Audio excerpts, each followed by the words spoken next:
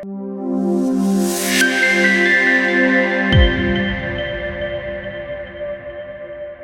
Everyone, నా పేరు doctor Stalin Chowdary Bala.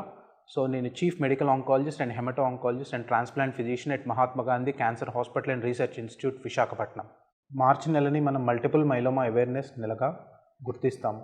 అంటే ఈ నెలలో మనందరము మల్టిపుల్ మైలోమా అనే బ్లడ్ క్యాన్సర్ మీద అవగాహన పెంచుకోవడానికి, దాని సిమ్టమ్స్ గురించి తెలుసుకోవడానికి, దానిని నయం చేసేదానికి మన దగ్గర ఏమేమి ట్రీట్మెంట్స్ అవైలబుల్గా ఉన్నాయని తెలుసుకునేదానికి ఈ నెలలో మనం ఈ జబ్బు పట్ల అవగాహన పెంచుకోవాలి.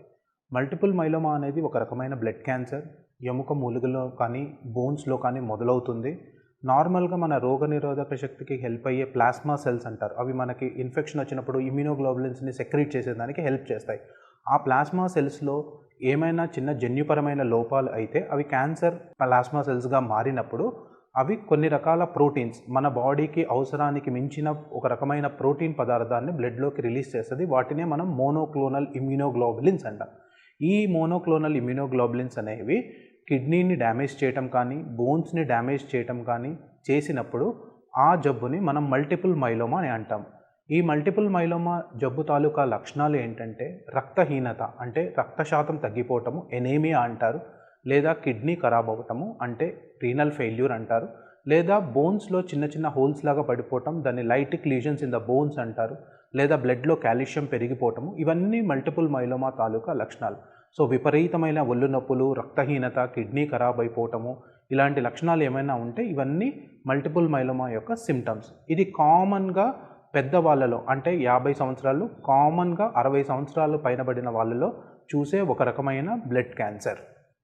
మల్టిపుల్ మైలోమాని మనం గుర్తించేదానికి మన దగ్గర ఏమేమి టెస్ట్స్ అవైలబుల్గా ఉన్నాయి అంటే, ఈ మల్టిపుల్ మైలోమా అనేది కామన్గా బోన్ మ్యారో తయారవుతుంది. సో బోన్ మ్యారోలో ప్లాస్మా సెల్స్ అనేవి క్యాన్సర్ ప్లాస్మా సెల్స్గా రూపాంతరం చెందుతాయి. సో బోన్ మ్యారో ఎగ్జామినేషన్ చేసినప్పుడు మనకి 10% కన్నా, 10% కన్నా ఎక్కువ ప్లాస్మా సెల్స్ కనిపించినప్పుడు మనకి మల్టిపుల్ మైలోమా అన్న అనుమానం కలుగుతుంది. దాని మీద ఇన్సిట్యూ హైబ్రిడైజేషన్ టెస్ట్ కానీ, ఇమ్యూనోహిస్టోకెమిస్ట్రీ టెస్ట్ అని చేసి అవి క్యాన్సర్కి సంబంధించిన ప్లాస్మా సెల్సా కాదా అని గుర్తిస్తాము. ఇవి కాకుండా బ్లడ్ టెస్ట్ చేస్తాము. Serum protein electrophoresis immunofixation and serum free light chain assay అని ఎంత శాతం క్యాన్సర్ రిలేటెడ్ ప్రోటీన్ బ్లడ్లో ఉంది అనే దానికి టెస్ట్ చేస్తాం. దాని ద్వారా కూడా మైలోమాని గుర్తించవచ్చు. ఇవి కాకుండా మనం పెట్ సిటీ స్కాన్ చేయటం వల్ల మన బోన్స్లో ఏమైనా ప్రాబ్లం ఉందా, మల్టిపుల్ మైలోమాలో one of the common feature ఏంటి కామన్గా జరిగేదంటే బోన్స్లో హోల్స్ పడిపోవటం, వాటిని లైటిక్ బోన్ లీజన్స్ అంటాము అనమాట. సో ఇవేమన్నా ఉన్నాయని పెట్ సిటీ స్కాన్ ద్వారా, లేదంటే హోల్ బాడీ ఎంఆర్ఐ కానీ, లోడోస్ సిటీ స్కాన్ ద్వారా గుర్తించవచ్చు. సో ఈ టెస్ట్ అన్నీ చేశాక మనం మల్టిపుల్ మైలోమాని డయాగ్నోస్ చేయగలుగుతాము.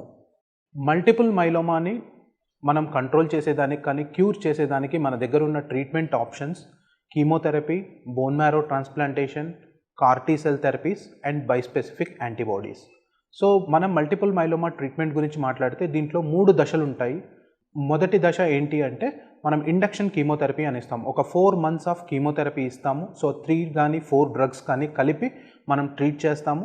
కొంత రెస్పాన్స్ వచ్చాక the main part of the treatment of multiple myeloma ఏంటంటే ఆటోలోగస్ బోన్ మ్యారో ట్రాన్స్ప్లాంటేషన్ చేయటము. 65 ఏళ్ల కన్నా తక్కువ వయసున్న వాళ్ళందరూ ఈ ప్రొసీజర్ని తట్టుకోగలుగుతారు. వాళ్ళందరికీ మనం ఆటోలోగస్ బోన్ మ్యారో ట్రాన్స్ప్లాంటేషన్ అనేది చేయాలి. ఇది చేయటం వల్ల జబ్బు ఎక్కువ కాలం కంట్రోల్లో ఉంటుంది.